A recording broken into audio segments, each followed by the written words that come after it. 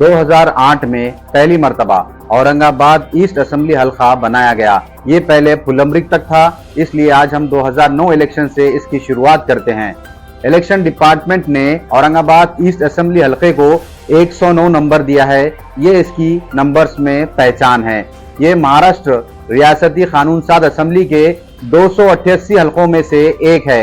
ये हल्का औरंगाबाद जिले में आता है। लोकसभा और विधानसभा हल्का बंदियों के हुक्मनामा 2008 के मुताबिक इंतखाबी हल्का बंदी के मुताबिक औरंगाबाद ईस्ट असेंबली हल्का बनाया गया। जैसे जैसे आबादी बढ़ती जाती है, इस हिसाब से हर 20 साल बाद किसी भी शहर की असेंबली हल्कों में कमी या ज्यादती की जाती है। औरंगाबाद ईस्ट असेंबली हल्का औरंगाबाद लोकसभा हल्के के तहत आता है।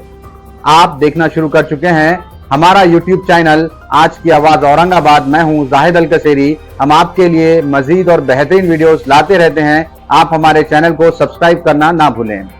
2011 की मरदमशुमारी सेंसेक्स के मुताबिक इस असेंबली हल्के में मुस्लिम वोटर्स की तादाद 1,15,573 है।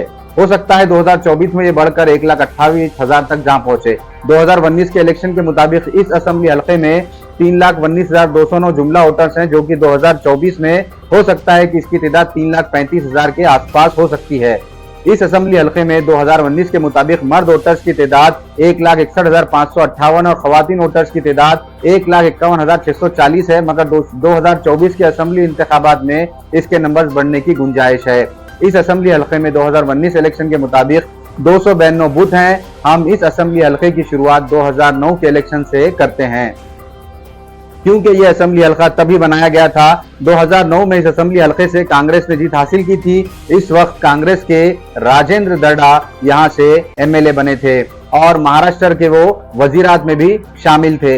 इन्होंने 48,190 वोट लेकर जीत हासिल की थी। इनके मुकाबले में बीजेपी के भागवत करार थे। इनको 32,965 वोट्स मिले थे और बीजेपी दूसरे नंबर पर थी।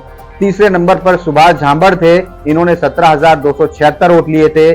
चौथे नंबर पर जावेद कुरैशी थे, जो आजाद उम्मीदवार थे और इन्होंने 12,571 वोट्स लिए थे।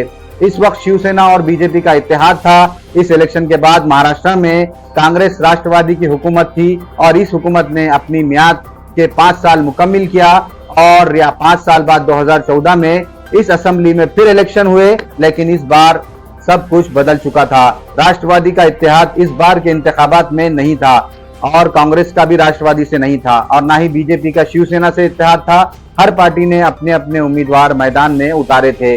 मैदान हर किसी के लिए सज चुका था। सबके पास मौका था, इसलिए हर कोई किस्मत आजमाने निकल पड़ा। मगर सभी पर एक डर की खामोशी थी, खासकर कांग्रेस और राष्ट्रवादी में, क्योंकि औरंगाबाद में मजलिस ने अपने कदम जमाना शुरू कर दिए थे।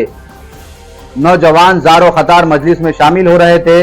इसी वक्त में डॉक्टर गफ्फार कादरी ने मजलिस में शमूलियत इख्तियार की और अपनी उम्मीदवारी के लिए इस असेंबली का इंतखाब किया, यानी औरंगाबाद ईस्ट असेंबली हल्का। और फिर मजलिस ने जोरदार तैयारियां शुरू की। मजलिस के चर्चे हर सू होने लगे।